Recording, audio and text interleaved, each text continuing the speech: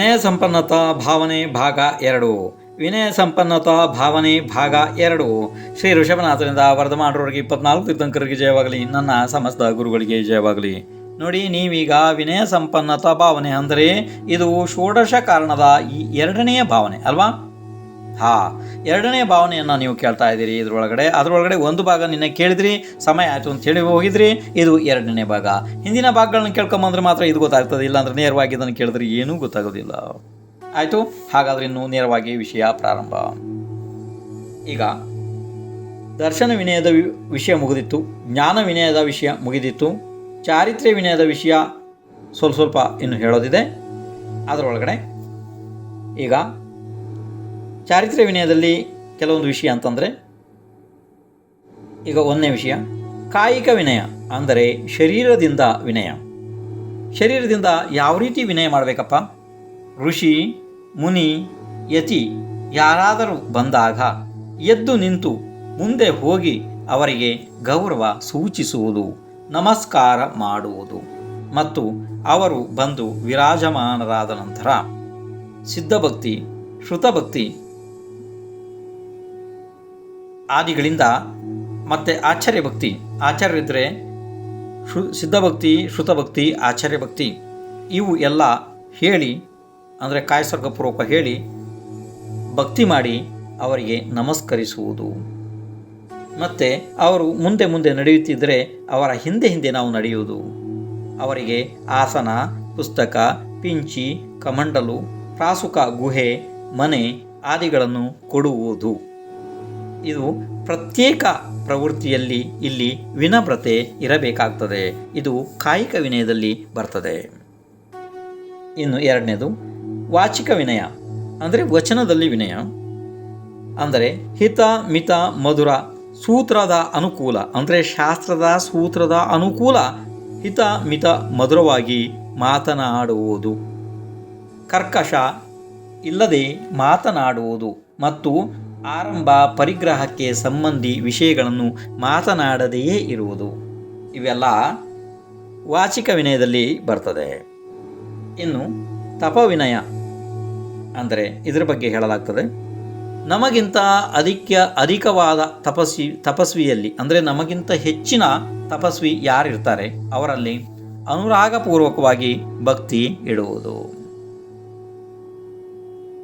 ಇದರಿಂದ ಏನಾಗ್ತದೆ ಜೀವಕ್ಕೆ ಲಾಭ ಅಂತಂದರೆ, ವಿನಯವಂತ ಜೀವಿಗೆ ಸರ್ವವ್ಯಾಪಿ ಪ್ರತಾಪ ಮತ್ತು ಖ್ಯಾತಿ ರೂಪ ಕೀರ್ತಿಯನ್ನು ಅವನು ಪ್ರಾಪ್ತ ಮಾಡಿಕೊಳ್ಳುತ್ತಾನೆ. ಅಂದರೆ ಅದರ ಪುಣ್ಯದಿಂದ ಅವನಿಗೆ ಎಲ್ಲ ಕಡೆ ಅತಿ ದೊಡ್ಡ ಪ್ರತಾಪ, ಖ್ಯಾತಿ ಇದು ಎಲ್ಲನೂ ಕೂಡ ವಿನಯದಿಂದ ಆ ಜೀವಕ್ಕೆ ಪ್ರಾಪ್ತ ಆಗುತ್ತದೆ. ಆ ಜೀವ ಎಲ್ಲರಿಂದ ಆದರಿಸಲ್ಪಡುತ್ತಾನೆ, ಸನ್ಮಾನಿಸಲ್ಪಡುತ್ತಾನೆ, ಆ ರೀತಿ ಗೌರವಿಸಲ್ಪಡುತ್ತಾನೆ. ತೀರ್ಥಂಕರರ ಆಜ್ಞೆಯ ಪಾಲನೆ ಆಗುತ್ತದೆ ಮತ್ತು 8 ಮದಗಳ ಅಂತ್ಯ ಆಗುತ್ತದೆ. ಹಿಂದೆ ನಿಮಗೆ 8 ಮದಗಳ ಬಗ್ಗೆ ಭಾಳ ವಿಸ್ತಾರವಾಗಿ ಹೇಳಿದ್ದಿತ್ತು. ಯಾರು ಮರ್ತಿದ್ದೀರಿ ಅಂತ ಕಾಣುತ್ತೀಗ. ಜ್ಞಾನಂ ಪೂಜಂ ಕುಲಂಜಾತಿ ಬಲವೃದ್ಧಿ ತಪೋಪು ಅದನ್ನು ಹೇಳಿದ್ದಿತ್ತು ಹಿಂದೆನೇ. 8 ಮದಗಳು. ಆ 8 ಮದಗಳ ಅಂತ್ಯ ಈ ವಿನಯದಿಂದ ಆಗುತ್ತದೆ. ಬಾಹ್ಯ ವಸ್ತು ಎಲ್ಲವೂ ಅನ್ಯವೇ ಇದೆ. ಜ್ಞಾನ ದರ್ಶನ ಮಾತ್ರ ನನ್ನ ಸ್ವರೂಪ ಇದೆ ಅಂದ ಮೇಲೆ ಅಹಂಕಾರಕ್ಕೆ ಸ್ಥಳವೇ ಇರುವುದಿಲ್ಲ ಅಲ್ಲವೇ? ರೋಗಿ, ದುಃಖಿ ಮತ್ತು ಚಿರಿಯಂಚೆಗಳು ಇವುಗಳ ಸೇವೆ ಕೂಡ ವಿನಯನೇ ಇದೆ.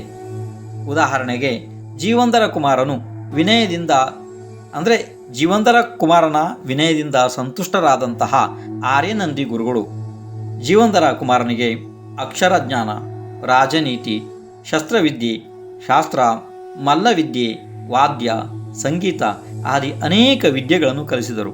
ಅದರಿಂದ ಆ ಜೀವಂಧರ ಕುಮಾರ ಜೀವನದಲ್ಲಿ ಮಹಾಲಾಭಗಳನ್ನು ಗಳಿಸಿದ. ಆ ವಿದ್ಯೆಯಿಂದ ಅಂದರೆ ಜೀವಂಧರ ಕುಮಾರ ಅಷ್ಟೊಂದು ಗುರುವಿನಯದಿಂದ ಅಷ್ಟೊಂದು ಸಂಪಾದನೆ ಮಾಡಿದ. ಇದೆಲ್ಲ ಉದಾಹರಣೆಗಳು ಭಾಳ ಇದ್ದಾವೆ ವಿನಯದಿಂದ. ಇನ್ನು ಭಾಳ ಮಹತ್ವಪೂರ್ಣ ಉದಾಹರಣೆ ಅಂತಂದರೆ ಆಚಾರ್ಯ ಭಗವಾನ್ ದರಸೇನರದ್ದು. ಆಚಾರ್ಯ ದರಸೇನ್ ಊರ್ಜಿ ಅಂತ ಈಗ ನೀವು ಗಿರ್ನಾರ್ ಅಂತಿರಲ್ಲ, ಅದನ್ನು ಊರ್ಜಿಯಂತ ಗಿರಿ ಅಂತ ಹೇಳಿ ಶಾಸ್ತ್ರದಲ್ಲಿ ಹೇಳ್ತಾರೆ. ಅದರ ಕೆಳಗಡೆ ಒಂದು ದೊಡ್ಡ ಗುಹೆ ಇತ್ತು ಆ ಸಮಯದಲ್ಲಿ. ಇದು 2000 ವರ್ಷಕ್ಕಿಂತ ಇನ್ನೂ ಭಾಳ 2000 ಅಂದರೆ 2500 ವರ್ಷಗಳ 400 ವರ್ಷಗಳ ಹಿಂದಿನ ಕಥೆ ಇದು. ಅರ್ಥ ಆಯಿತು. ಆವಾಗ ಊರ್ಜೆಯಂಥ ಗಿರಿಯ ಕೆಳಗಡೆ ಒಂದು ದೊಡ್ಡ ಗುಹೆ ಇತ್ತು. ಅಲ್ಲಿ ಒಬ್ಬರು ಆಚಾರ್ಯರಿದ್ದರು. ಅವರ ಹೆಸರಿತ್ತು ಧರಸೇನಾಚಾರ್ಯರು. ಅವರಿಗೆ ಸಿದ್ಧಾಂತದ ಒಂದು ಭಾಗದ ಜ್ಞಾನ ಇತ್ತು. ಆಯು ಅಂತ್ಯ ಆಗ್ತಾ ಬರಬೇಕಿದ್ರೆ ಅದನ್ನು ಯಾರಿಗಾರು ಬೋಧಿಸಬೇಕು ಅಂತ ಹೇಳಿ ಆವಾಗ ವಿಚಾರ ಮಾಡಿದರು. ಆದರೆ ಅಲ್ಲಿ ಆ ಸಮಯದಲ್ಲಿ ಅಲ್ಲಿ ಯಾರೂ ಸಿಕ್ಕಿಲ್ಲ. ಆವಾಗ ದಕ್ಷಿಣದಲ್ಲಿ ಇರುವಂತಹ ಮಹಾಸೇನ ಅನ್ನುವಂತಹ ಆಚಾರ್ಯರ ಸಂಘಕ್ಕೆ ಪತ್ರ ಬರೆದು ಕಳಿಸಿದ್ರು ಅಲ್ಲಿಂದ. ಅಂದರೆ ನಮಗೆ ಅತಿ ಚುರುಕಾದ 2 ಜನ ದಿಗಂಬರ ಮುನಿರಾಜರನ್ನು ಇಲ್ಲಿ ಕಳಿಸ್ಕೊಡ್ರಿ, ನಾನು ಶಾಸ್ತ್ರ ಕಲಿಸೋನಿದ್ದೀನಿ. ಆವಾಗ ದಕ್ಷಿಣದಿಂದ 2 ಜನ ಅತಿ ಚುರುಕು ಬುದ್ಧಿ ಇರುವವರು ಮುನಿರಾಜರು ಅಲ್ಲಿಗೆ ಹೋದರು. ಅವರ ಹೆಸರಿತ್ತು ನರವಾಹನ ಮತ್ತು ಸುಬುದ್ಧಿ. ಅವರು ಹೋಗಿ ಅಲ್ಲಿ ತಲುಪಿದ ನಂತರ ಧರಸೇನಾಚಾರ್ಯರು ಅವರನ್ನು ಪರೀಕ್ಷಿಸಿದರು. ಆ ಪರೀಕ್ಷೆಯಲ್ಲಿ ಅವರು ಉತ್ತೀರ್ಣರಾದರು ಮತ್ತು ಅತಿ ಗುರು ವಿನಯದಿಂದ ಅವರು ಶಾಸ್ತ್ರಾಭ್ಯಾಸ ಮಾಡಿದರು. ಆ ಶಾಸ್ತ್ರ ಅಭ್ಯಾಸ ಮಾಡಿದ ಪ್ರತಿಫಲವೇ ಇವತ್ತು ನಾವು ಷಟ್ಖಂಡಾಗಮ ಮಹಾಶಾಸ್ತ್ರಕ್ಕೆ ಓದೋದಂತೂ ಇರಲಿ, ಅದನ್ನು ಓದಿ ತಿಳಿಯೋದಂತೂ ಅದು ನಮ್ಮಂಥವರ ವಿಷಯ ಅಲ್ಲ. ಆ ಮಹಾಶಾಸ್ತ್ರಗಳನ್ನು ನೋಡಿ ಅವುಗಳಿಗೆ ನಮಸ್ಕಾರ ಮಾಡುವಂಥ ಸೌಭಾಗ್ಯನಾರು ನಮಗೆ ಸಿಕ್ಕಿದೆ ಅಂತಂದರೆ ಈಗ ನಮಗೆ ಇದೇನೇ ಪುಣ್ಯ ಅನ್ನಬೇಕು. ಅಂತಹ ಮಹಾಶಾಸ್ತ್ರ ಷಟ್ಖಂಡಾಗಮ. ಅದರ ಟೀಕೆ ಮಾಡಿದ್ರು ಆಮೇಲೆ ಆಚಾರ್ಯರು. ಧವಲ, ಜಯಧವಲ, ಮಹಾಧವಲ, ಕಷಾಯ ಪಾವಡ, ಅಯ್ಯಯ್ಯೋ ಏನು ಶಾಸ್ತ್ರಗಳು. ಅದೆಲ್ಲ ಗುರು ಕೃಪೆಯಿಂದ ಪ್ರಾಪ್ತ ಆಯಿತು. ನಮಗಂತೂ ಯಾರಿಂದ ಪ್ರಾಪ್ತ ಆಯಿತು? ನಮ್ಮ ಪರಂಪರಾಚಾರ್ಯ ಗುರುಗಳಿಂದ ಪ್ರಾಪ್ತ ಆಯಿತು. ಆದರೆ ನರವಾಹನ ಮತ್ತು ಸುಬುದ್ಧಿ ಇವರಿಗೆ ಎಲ್ಲಿಂದ ಪ್ರಾಪ್ತ ಆಯಿತು? ಆಚಾರ್ಯ ಭಗವಾನ್ ಧರಸೇನರಿಂದ ಪ್ರಾಪ್ತ ಆಯಿತು. ಅದಾದ ನಂತರ ಆ 2 ಆಚಾರ್ಯರು ಅಂದರೆ ಅವರು ಮುನಿಗಳಿದ್ರು ಮೊದಲು, ಆಮೇಲೆ ಅವರಿಗೆ ಆಚಾರ್ಯ ಪದವಿ ಆಯಿತು. ಅದರಲ್ಲಿ ಒಬ್ಬರ ದಂತ ಪಂಕ್ತಿಗಳು ಅಂದರೆ ಹಲ್ಲಿನ ಈ ಪಂಕ್ತಿ ಏನಿದ್ದಾವೆ ಅವು ಎಲ್ಲ ಸಡಿಲ ಆಗಿದ್ದು. ಯಾಕೆಂದರೆ ತಪದಲ್ಲಿ ಅವರಿಗೆ ಅದರ ಲಕ್ಷ್ಯ ಕೂಡ ಇರಲಿಲ್ಲ. ಆವಾಗ ದೇವತೆಗಳು ಬಂದು, ಅವರು ಸಾಮಾಯಿಕದಲ್ಲಿ ಕೂತಿದ್ರು, ಯಾರು ಮುನಿಗಳು, ದೇವತೆಗಳು ಬಂದು ಅವರಿಗೆ ಗೊತ್ತಿಲ್ಲದ ಹಾಗೆಯೇ ವಜ್ರದ ಹಲ್ಲುಗಳನ್ನು ಕೂರಿಸಿಬಿಟ್ರು. ಅವರಿಗೆ ಆ ಹಲ್ಲುಗಳನ್ನು ಕೂರಿಸಿ ನಮಸ್ಕಾರ ಮಾಡಿ ಅವರಿಗೆ ಪುಷ್ಪದಂತ ಅಂತೇಳಿ ಹೆಸರಿಟ್ರು. ಇನ್ನೊಬ್ಬರು ಮುನಿರಾಜರನ್ನ ಭೂತ ಜಾತಿಯ ದೇವತೆಗಳು ಬಂದು ಆರತಿ ಮಾಡ್ತಿದ್ದು, ಭಕ್ತಿ ಮಾಡ್ತಿದ್ದು, ಸಂಭ್ರಮ ಮಾಡ್ತಿದ್ದು. ಅದನ್ನು ನೋಡಿ ಆ ಮುನಿರಾಜರಿಗೆ ಭೂತಬಲಿ ಅಂತ ಹೆಸರಿಟ್ರು. ಒಬ್ಬರು ಆಚಾರ್ಯ ಭಗವಾನ್ ಪುಷ್ಪದಂತ್, ಒಬ್ಬರು ಆಚಾರ್ಯ ಭಗವಾನ್ ಭೂತಬಲಿ. ಅವರು ರಚಿಸಿದ ಮಹಾಶಾಸ್ತ್ರ ಷಟ್ಖಂಡಾಗಮ. ಅವರು ಎಷ್ಟು ವಿನಯದಿಂದ ಅಂದರೆ ಆಚಾರ್ಯ ಭಗವಾನ್ ಧರಸೇನರಿಂದ ಎಷ್ಟು ವಿನಯದಿಂದ ಅವರು ವಿದ್ಯೆ ಪ್ರಾಪ್ತ ಮಾಡಿದರು. ವಿದ್ಯೆ ನೋಡಿ ಈ ರೀತಿಯಲ್ಲಿ ವಿದ್ಯೆ ಪ್ರಾಪ್ತ ಆಯಿತು. ಅಷ್ಟಾದಮೇಲೆ ಇನ್ನು ವಿನಯಿ ಜೀವ ಏನಿರ್ತಾನೆ ಅವನು ಬೇಕಾದರೆ ಹೊರ ಜೀವಗಳು ಯಾವ ಮಿಥ್ಯಾದೃಷ್ಟಿ ಇರಲಿ, ಚೇಳು, ಸರ್ಪ, ದ್ರೋಹಿಗಳಿರಲಿ, ದುರಾಚಾರಿಗಳಿರಲಿ, ಏಕೇಂದ್ರಿಯದಿಂದ ಹಿಡಿದು ಎಲ್ಲ ವಿಕಲೇಂದ್ರಿಯ ಜೀವ ಎಲ್ಲದರ ಮೇಲೂ ಅವನು ವಿನಯ ಮಾಡುತ್ತಾನೆ. ವಿನಯ ಭಾವ ಎಲ್ಲದರಲ್ಲೂ ಇರ್ತದೆ ಅವನು. ಆದರೆ ಅವನು ಭಕ್ತಿಪೂರ್ವಕವಾಗಿ ವಿನಯ ಯಾರ್ದು ಮಾಡ್ತಾನೆ? ಇದು ನಿನ್ನೆಯ ಭಾಗದಲ್ಲಿ ನಿಮಗೆ ಹೇಳಿ ಆಗಿದೆ. ಭಕ್ತಿಪೂರ್ವಕವಾಗಿ ಯಾರ್ದು ವಿನಯ ಮಾಡ್ತಾನೆ ಅಂದರೆ ಸಮ್ಯಕ್ ದೃಷ್ಟಿಗಳದ್ದು ಮತ್ತು ಸಮ್ಯಕ್ ದೃಷ್ಟಿಗಳದ್ದು ಒಂದು ವಿಷಯ. ಇನ್ನು ಯಾರ ಜೊತೆಗೆ ಸಮ್ಯಕ್ ದರ್ಶನ, ಜ್ಞಾನ, ಚಾರಿತ್ರ್ಯ ಇದೆ ಅಂದರೆ ಸಮ್ಯಕ್ ದರ್ಶನ ಆದ ನಂತರ ಜ್ಞಾನ ಸಮ್ಯಕ್ ಇದ್ದೇ ಇರ್ತದೆ, ಆ ವಿಷಯ ಅಲ್ಲ. ಆದರೆ ಯಾರ ಜೊತೆಗೆ ಸಮ್ಯಕ್ ದರ್ಶನ, ಸಮ್ಯಕ್ ಜ್ಞಾನ, ಸಮ್ಯಕ್ ಚಾರಿತ್ರ್ಯ ಅಂದರೆ 3 ಬಿಂದು ಇದೆ, 3 ವಿಷಯಗಳಿದ್ದಾವೆ. ಅವರಲ್ಲಿ ಅವನು ಏನು ಮಾಡ್ತಾನೆ? ಭಕ್ತಿಪೂರ್ವಕವಾಗಿ ವಿನಯ ಮಾಡುತ್ತಾನೆ. ಈ ವಿಷಯ ನಿಮಗೆ ಹಿಂದಿನ ಭಾಗದಲ್ಲಿ ನಿನ್ನೆ ಮುಗಿದಿತ್ತು, ಆದರೂ ನೀವು ಅದನ್ನ ಮರ್ತಿರ್ತೀರಿ. ಅದಕ್ಕೋಸ್ಕರ ಈಗ ಮತ್ತೆ ಅದನ್ನ ಹೇಳಿದ್ದಿದೆ. ಅರ್ಥ ಆಯಿತು? ಇನ್ನು ವಿನಯದಿಂದ ಅಭ್ಯಾಸ ಮಾಡಿದಂತಹ ಜಿನವಾಣಿ ಇದು ಬಹಳ ಮಹತ್ವಪೂರ್ಣ ಬಿಂದು, ಅತೀ ಮಹತ್ವಪೂರ್ಣ ಬಿಂದು. ಆದ್ದರಿಂದ ಭಾಳ ಗಮನ ಇಟ್ಟು ನೀವು ಕೇಳಬೇಕಿಲ್ಲಿ. ಈಗ ನಾವು ನೀವು ಏನು ವಿಚಾರ ಮಾಡ್ತೀವಿ? ಅಯ್ಯೋ ಎಷ್ಟೊಂದು ಕಷ್ಟಪಟ್ಟು ನಾವು ತತ್ವಸೂತ್ರ ಎಲ್ಲ ಕಂಠಪಾಠ ಮಾಡಬೇಕಪ್ಪ, ಮತ್ತು ನಮಗೆ ಒಂದು 5-4 ವರ್ಷದಲ್ಲಿ ಎಲ್ಲ ಮರ್ತೇನೆ ಹೋಗ್ತದೆ, ನಮಗದಿಂದ ಏನು ಉಪಯೋಗ? ಮರ್ತು ಏನು ಮಾಡಿದ್ರು ನನಗೆ ಮರ್ತು ಹೋಗ್ತದೆ, ಮತ್ತು ಅದನ್ನು ಕಲಿತು ಏನು ಉಪಯೋಗ, ಹೀಗೆಲ್ಲ ನಾವು ವಿಚಾರ ಮಾಡ್ತೀವಿ ಅಲ್ವಾ. ನೀವು ಈ ಥರ ವಿಚಾರ ಮಾಡ್ತೀವಿ, ಆದರೆ ಹಾಗಲ್ಲ, ತಪ್ಪಿದೆ, ತಪ್ಪು, ಹಾಗಲ್ಲ, ಹಾಗೆ ವಿಚಾರ ಮಾಡಬಾರ್ದು. ನಮ್ಮ ಶಿಕ್ಷಣ ಗುರುಗಳು ಹೇಳಿದ್ದಾರೆ, ಮತ್ತು ಶಾಸ್ತ್ರದಲ್ಲೂ ಕೂಡ ಇದೆ. ಏನಂತೆ ಗೊತ್ತಾ, ಈಗ ನಾವು ಅಥವಾ ನೀವು ಯಾರೇ ಇರಲಿ, ನಾವು ಅತೀ ವಿನಯದಿಂದ ಅತೀ ಭಕ್ತಿಯಿಂದ ಶಾಸ್ತ್ರಕ್ಕೆ ಸಾಷ್ಟಾಂಗ ನಮಸ್ಕಾರ ಮಾಡಿ ಕೈ ಕಾಲು ಎಲ್ಲ ತೊಳೆದು ನಮ್ಮ ಅಶುದ್ಧ ಕೈಗಳನ್ನ ಮುಟ್ಬಾರ್ದು, ಅದಕ್ಕೆ ಆ ಥರ ಮಾಡಿ ಎಲ್ಲ ಶಾಸ್ತ್ರವನ್ನು ಮೇಲೆ ವಿರಾಜಮಾನ ಮಾಡಿ ನಾವು ಭಕ್ತಿ ಮಾಡಿ ಆ ಶಾಸ್ತ್ರದಿಂದ ನಾವೇನಾದ್ರು ಕಲಿತೀವಲ್ಲ, ಕಂಠಪಾಠ ಮಾಡ್ತೀವಲ್ವಾ, ಹಾಂ, ಮಾಡಿದ್ದು ನಮಗೆ ಪ್ರಮಾದದ ಕಾರಣದಿಂದ, ನಿರ್ಲಕ್ಷ್ಯದ ಕಾರಣದಿಂದ, ನಮಗೆ ಅಕಸ್ಮಾತ್ ಏನಾದರೂ ಆರೋಗ್ಯ ಸರಿಯಿಲ್ಲದ ಕಾರಣದಿಂದ, ಮತ್ತು ನಮಗೆ ವಯಸ್ಸಾಗ್ತಾ ಬಂದರೆ ನೆನಪಿನ ಶಕ್ತಿ ಕಡಿಮೆ ಆಗ್ತಾ ಬರ್ತದೆ. ಇದು ನಿಮಗೆ ಗೊತ್ತಿದೆಯಲ್ಲ. ಈ ರೀತಿಯೆಲ್ಲ ಆಗಿ ನಮಗೆ ಅದು ಮರೆತು ಹೋಗುತ್ತದೆ. ಇದು ಸ್ವಾಭಾವಿಕ, ನಿಮಗೆ ಗೊತ್ತಿದೆ. ಇದ್ರ ಬಗ್ಗೆ ಭಾಳ ವಿಶೇಷ ಹೇಳುವಂಥ ಅವಶ್ಯಕತೆ ಇಲ್ಲ. ಮರ್ತು ಹೋಗ್ತದೆ, ಆಯಿತು, ಮರ್ತು ಹೋದ್ರೆ ಹೋಗಲಿ. ಆದರೆ ಆಚಾರ್ಯ ಭಗವಾನ್ ಹೇಳ್ತಾರೆ ಶಾಸ್ತ್ರದಲ್ಲಿ, ಮುಂದಿನ ಯಾವುದಾದ್ರೂ ಭಾವಗಳಲ್ಲಿ ಆ ಶಾಸ್ತ್ರ ನಮಗೆ ನಿರಾಯಾಸವಾಗಿ ಪ್ರಕಟ ಆಗುತ್ತದೆ. ಅಂದರೆ ನಿಮಗೇನು ಗೊತ್ತಾಯಿತು?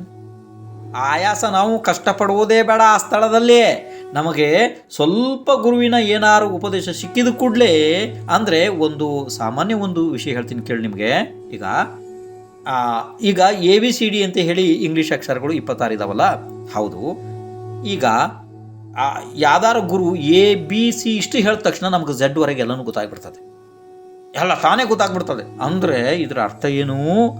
ಈಗ ಈ ಭವದಲ್ಲಿ ನಾವು ವಿನಯದಿಂದ ಅಭ್ಯಾಸ ಮಾಡಿದಂತಹ ಶಾಸ್ತ್ರ ನಮ್ಮ ಪ್ರಮಾದದ ನಿರ್ಲಕ್ಷ್ಯದ ಕಾರಣದಿಂದ ಮರೆತು ಹೋದರೂ ಕೂಡ ಮುಂದಿನ ಭವಗಳಲ್ಲಿ ಯಾವಾಗ ಬೇಕು ಆವಾಗ ಆ ಸಮಸ್ತ ಶಾಸ್ತ್ರ ಪ್ರಕಟ ಆಗುತ್ತದೆ ಆತ್ಮನಲ್ಲಿ.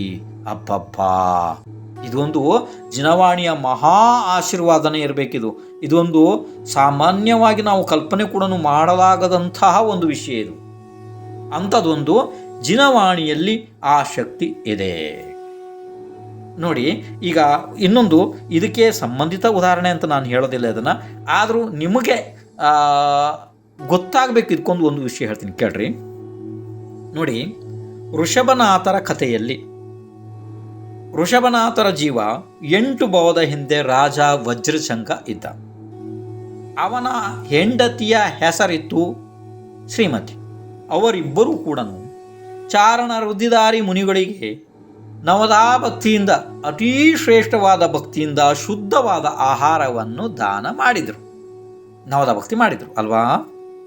ಅದರ ಪರಿಣಾಮ ಏನಾಯಿತು? ಮುಂದೆ 8 ಭವದ ನಂತರ ಈ ವಜ್ರಜಂಗ ರಾಜನ ಜೀವ ಭಗವಾನ್ ಋಷಭನಾಥ ಆಗಿ ನಮ್ಮ ಭೂಮಿಯಲ್ಲಿ ಇಲ್ಲಿ ಬಂದರು. ಭಗವಾನ್ ಋಷಭನಾಥ್ ದೀಕ್ಷೆ ತಗೊಂಡ ಮೇಲೆ, ಅಂದರೆ ಮುನಿ ದೀಕ್ಷೆ ತಗೊಂಡ ಮೇಲೆ 1 ವರ್ಷ 1 ತಿಂಗಳು 8 ದಿನಗಳವರೆಗೆ ಅವರಿಗೆ ಆಹಾರ ಪ್ರಾಪ್ತ ಆಗಿಲ್ಲ. ಯಾಕೆಂದರೆ ಯಾರಿಗೂ ನವದಾ ಭಕ್ತಿ ಗೊತ್ತಿರಲಿಲ್ಲ. ಅಯೋಧ್ಯೆಯನ್ನೇ ಬಿಟ್ಟು ಅವರು ಹಸ್ತಿನಾಪುರಕ್ಕೆ ಹೋದರು. ಆವಾಗ ಅಲ್ಲಿ ರಾಜ ಸೋಮಪ್ರಭಾ ಮತ್ತು ರಾಜ ಶ್ರೇಯಾಂಸ ಇದ್ದರು. ಆವಾಗ ಶ್ರೇಯಾಂಸನಿಗೆ ಋಷಭನಾಥರನ್ನು ನೋಡಿ 8 ಭವದ ಹಿಂದಿನ ಜಾತಿ ಸ್ಮರಣೆ ಆಗಿ ನವದಾ ಭಕ್ತಿ ನೆನಪಿಗೆ ಬಂತು. ಅಂದರೆ ಇವರು ನನ್ನ ಮುಂದೆ ಬರ್ತಾ ಇದ್ದಾರಲ್ಲ, ಈ ದಿಗಂಬರ ಮುನಿ 8 ಭವದ ಹಿಂದೆ ನನ್ನ ಗಂಡ ವಜ್ರಶಂಖ ರಾಜ ಆಗಿದ್ರು. ಆ ಸಮಯದಲ್ಲಿ ನಾನು ಇವರ ಹೆಂಡತಿ ಶ್ರೀಮತಿ ಆಗಿದ್ದೆ. ಆವಾಗ ನಾವು ರುದಿದಾರಿ ಮುನಿಗಳಿಗೆ ಆಹಾರ ಕೊಟ್ಟಿದ್ದು ನೆನಪಿಗೆ ಬಂತು ನೋಡ್ರಿ. ಆವಾಗ ಬಲ್ಗೊಂಡ ಆಹಾರ ಕೊಟ್ಟ, ಅವನು ದಾನ ತೀರ್ಥಂಕರನ ಅಂತ ಪದವಿ ಪಡೆದು ಬಿಟ್ಟ ಶ್ರೇಯಾಂಸ ರಾಜ. ನೋಡಿ, ಹಿಂದೆ ಮಾಡಿದ ಭಕ್ತಿ ಯಾವ ರೀತಿ ಉದಯದಲ್ಲಿ ಬರ್ತದೆ, ಆತ್ಮದಲ್ಲಿ ಪ್ರಕಟ ಆಗ್ತದೆ ಅನ್ನೋದಕ್ಕೆ ಇದೊಂದು ವಿಚಾರ ನಿಮ್ಗೆ ಹೇಳ್ತಾ ಇದ್ದು. ನಿಜವಾಗೂ ಈ ಉದಾಹರಣೆಯಲ್ಲಿ ಕರೆಕ್ಟಾಗಿ ಇದಾಗಲ್ಲ, ಯಾಕೆಂದರೆ ಇದು ಜಾತಿ ಸ್ಮರಣದ ವಿಷಯ ಇದೆ. ಏನು ರಾಜ ಶ್ರೇಯಾಂಸನಿಗೆ ಆಗಿರೋದು ಜಾತಿ ಸ್ಮರಣದ ವಿಷಯ. ಇಲ್ಲಿ ಏನು ಹೇಳ್ತಿದ್ದಾರೆ ಆಚಾರ್ಯರು ಅಂದರೆ ಅದಕ್ಕೂ ಇದಕ್ಕೂ ಸ್ವಲ್ಪ ವ್ಯತ್ಯಾಸ ಇದೆ. ಇದು ಜಾತಿ ಸ್ಮರಣೆ ಅಲ್ಲ, ತಾನೇ ಆತ್ಮದಲ್ಲಿ ಆ ಶಾಸ್ತ್ರ ಪ್ರಕಟ ಆಗುತ್ತದೆ. ಅಂತಹ ಸೌಭಾಗ್ಯ ವಿನಯದಿಂದ ಓದಿದ ಶಾಸ್ತ್ರದಲ್ಲಿ ಇದೆ ಅಂತಂದ ಮೇಲೆ ನಾವು ಶಾಸ್ತ್ರದ ವಿನಯ ಏಕೆ ಮಾಡಬಾರದು ಅಲ್ಲವಾ? ಇನ್ನು ಮುಂದೆ ನೋಡ್ರಿ, ಇನ್ನೊಂದು ಬಹಳ ಮಹತ್ವಪೂರ್ಣವಾದ ಕಥೆಯನ್ನು ನಿಮ್ಗೆ ಹೇಳ್ತೀನಿ. ಅತಿ ಮಹತ್ವಪೂರ್ಣವಾದ ಕಥೆ ಇದು.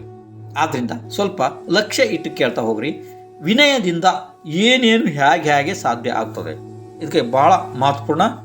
ಕೇಳ್ತಿದ್ರಿ? ಹಾಂ ನೋಡಿ, ಒಂದು ಸಲ ವಿಜಯಾರ್ಧ ಪರ್ವತ ಇದೆಯಲ್ಲ, ಅದು ನಮ್ಮ ಪ್ರಪಂಚದಲ್ಲಿ ಇಲ್ಲ, ನಮ್ಮ ಪ್ರಪಂಚ ಬಿಟ್ಟು ಹೊರಗಡೆ ಇದೆ. ಅದೆಲ್ಲ ಲೋಕಾಕಾಶ ಕಲಿಬೇಕಾಗ್ತದೆ, ನೀವು ಅದನ್ನು ಕಲಿಬೇಕಿದ್ರೆ ಎಲ್ಲಿದೆ ಅಂಥೇಳಿ. ಹಾಂ, ಲೋಕಾಕಾಶ ನಿಮಗೆ ಏನಾದ್ರು ಬೇಕು ಅಂತಂದರೆ ಅಲ್ಲಿ ಈಗ ನಮ್ಮದು ಇದೆಯಲ್ಲ ಆ್ಯಪ್ ಡೌನ್ಲೋಡ್ ಮಾಡ್ಕೊಳ್ಳಿ, ವಿದ್ಯಾಭೂಷಣ್ ಮಹಾರಾಜ್ ಅಂತ ಹೇಳಿ ಆ್ಯಪ್ ಡೌನ್ಲೋಡ್ ಮಾಡ್ಕೊಳ್ರಿ. ಅದ್ರ ಒಳಗಡೆ ಅಲ್ಲಿ ಲೋಕಾಕಾಶ ಅಂತ ಒಂದು ಫೋಲ್ಡರ್ ಇದೆ, ಆ ಫೋಲ್ಡ್ರನ್ನು ಕ್ಲಿಕ್ ಮಾಡಿ ನೋಡಿರಿ, ನಿಮ್ಗೆ ಗೊತ್ತಾಗ್ತದೆ ವಿಜಯಾರ್ಧ ಪರ್ವತ ಎಲ್ಲಿದೆ. ಹಾಂ, ಇರಲಿ ಬಿಡಿ, ಅದೀಗ ವಿಷಯ ಅಲ್ಲ, ಬೇಡ ಅದೀಗ. ವಿಜಯಾರ್ಧ ಪರ್ವತದಲ್ಲಿ ವಿದ್ಯಾಧರರು ಇರ್ತಾರೆ. ಆ ವಿದ್ಯಾಧರರು ಅನೇಕ ವಿದ್ಯೆಗಳಿಂದ ಜೀವಿಸ್ತಾರೆ, ಅವರಿಗೆ ಗೊತ್ತಿರ್ತದೆ ವಿದ್ಯೆ, ಇರಲಿ ಬಿಡಿ. ಆವಾಗ ಅಲ್ಲಿ ಒಬ್ಬ ವಿದ್ಯಾಧರ ಇದ್ದ. ಆ ವಿದ್ಯಾಧರ ವಿಮಾನವನ್ನು ತೆಗೊಂಡು ಎಲ್ಲೋ ಹೋಗ್ತಾ ಇದ್ದ, ಬಹಳ ದೂರ ಹೋಗ್ತಾ ಇದ್ದ.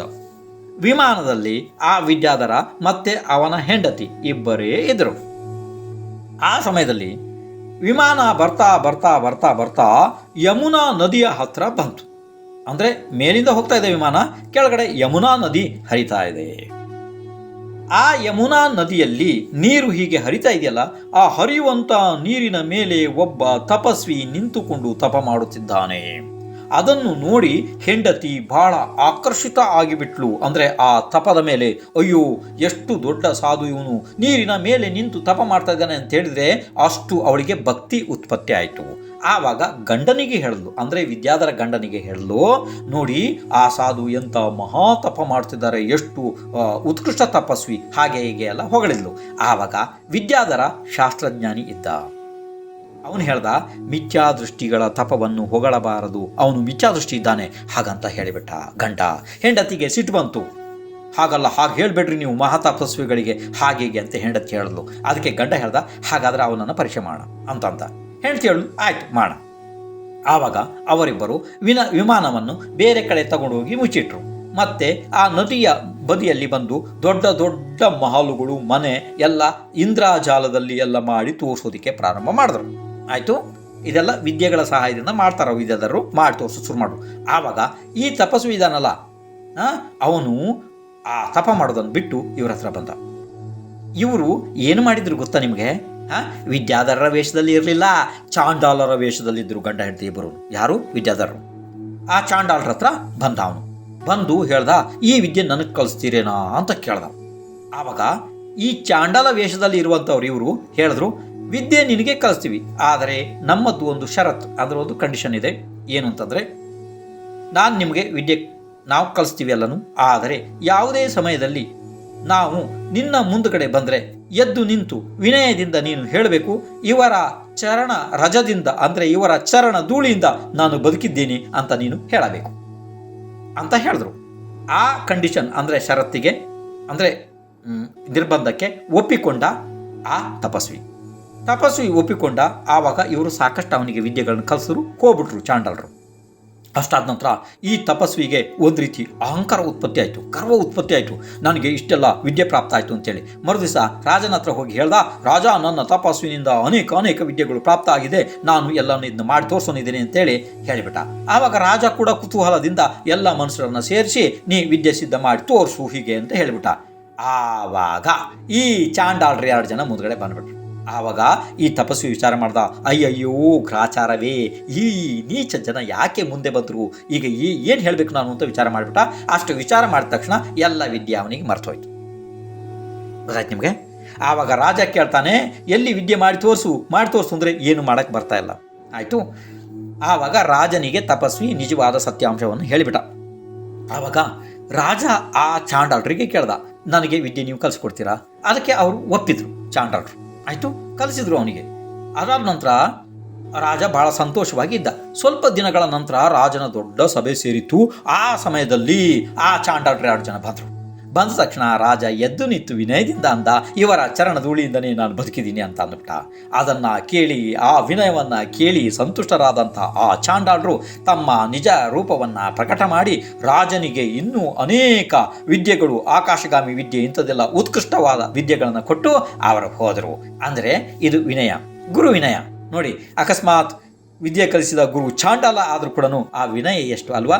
ಅಂದರೆ ವಿನಯದಿಂದ ಇಲ್ಲಿ ವಿದ್ಯೆ ಎಲ್ಲ ಸಿದ್ಧ ಆಗ್ತದೆ. ಇಲ್ಲಿಗೆ ಈ ಭಾವನೆಯನ್ನು ಇಲ್ಲಿಗೆ ಮುಗಿಸ್ತಾ ಇದ್ದೀನಿ. ನಾಳೆ ಇನ್ನು ಮುಂದಿನ ಭಾವನೆ ಬೇರೆ ಹೇಳ್ತಾ ಇದ್ದೀನಿ. ಆಯ್ತಪ್ಪ, ಒಳ್ಳೆಯದು.